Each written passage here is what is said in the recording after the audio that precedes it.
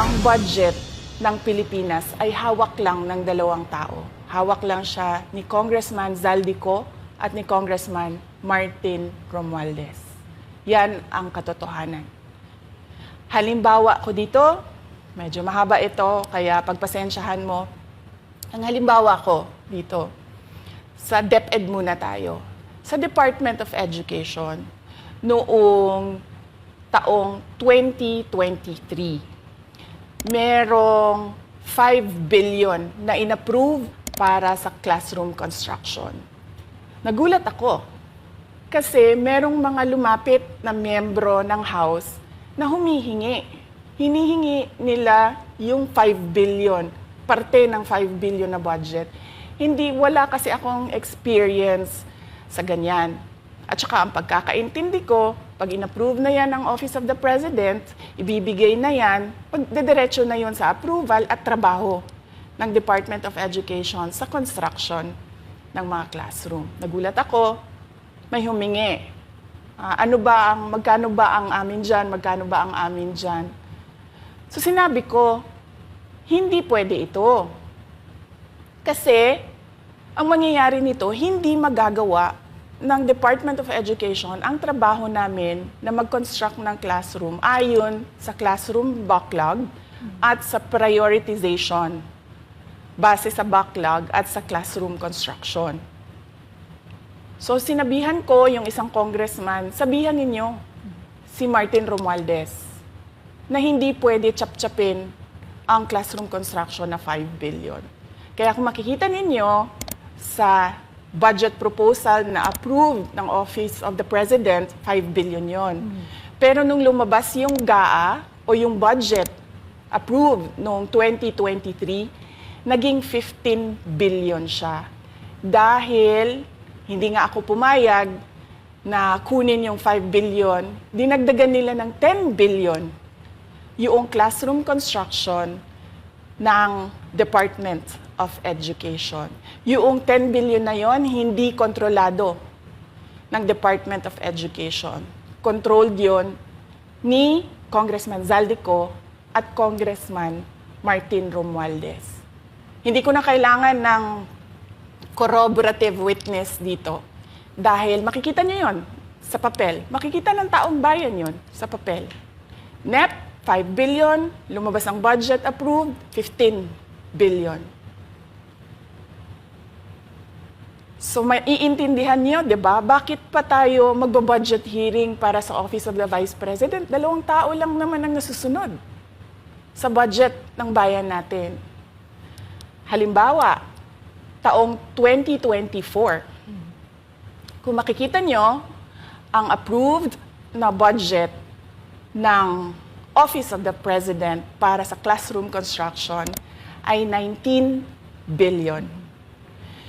Noong lumabas na ang House version ng Appropriations Bill, ay naging 24 billion ito. So, approved 19 billion, paglabas sa House, naging 24 billion. At doon sa 24 billion na yon, kung hahanapin mo sa papel, kinuha nila ang 5 billion ng repairs ng classrooms at nilagay nila doon sa 19 billion para maging 24 billion siya. So ang naiwan sa repairs, sa kawawang mga classroom, ay 1 billion. Kaya makikita nyo, sa papel, nandyan yan. Naging 24 billion.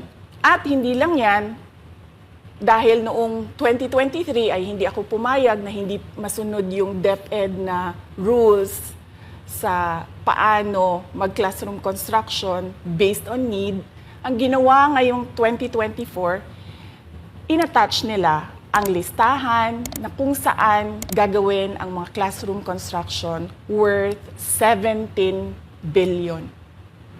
Makikita nyo yon sa papel.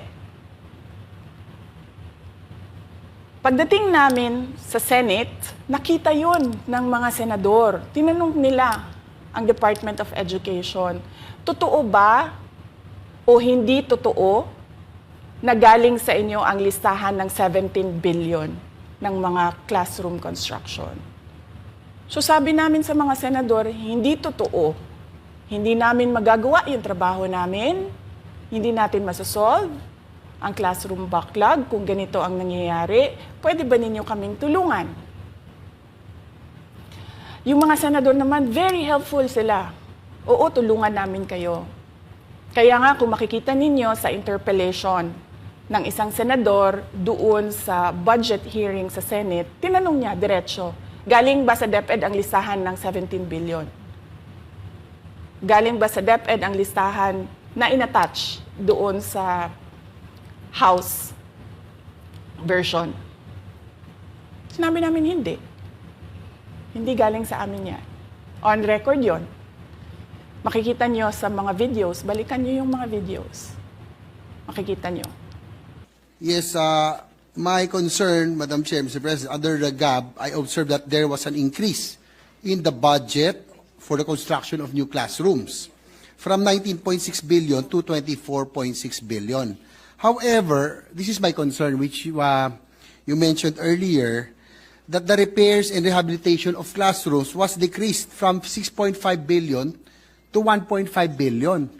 I also have information, Madam Chair, Mr. President, that 24.6 billion allocated under the GAB, but only 9.8 billion from the allocation is left to the discretion of DepEd.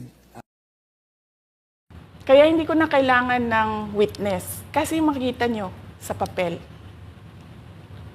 Tapos dumating ang BICAM, walang nangyari dahil ang nasusunod doon ay si Congressman Zaldico at si Congressman Martin Romualdez. Kaya nandun pa rin naka-attach yung 17 billion na ginawang listahan ni Co at ni Romualdez. In fact, balik lang ako konti sa'yo ha. Kahit yung mga congressman, nakikita nila yung problema ng ginawa nila na pag-attach ng listahan sa budget. Kasi doon sa basic education hearing noong May 2024 ng House of Representatives, merong isang congressman nagreklamo, bakit ang tagal ng classroom construction? Bakit ang tagal? Eh sabi nung USEC ng DepEd, kasi may pabago-bago sa listahan ng DPWH dahil hindi kami ang gumawa ng listahan. Yeah, Mr. Chair, with respect to the 17 billion in Annex A of the GAA, we are not privy on how the school sites were chosen. So, be it as it may. How is it chosen?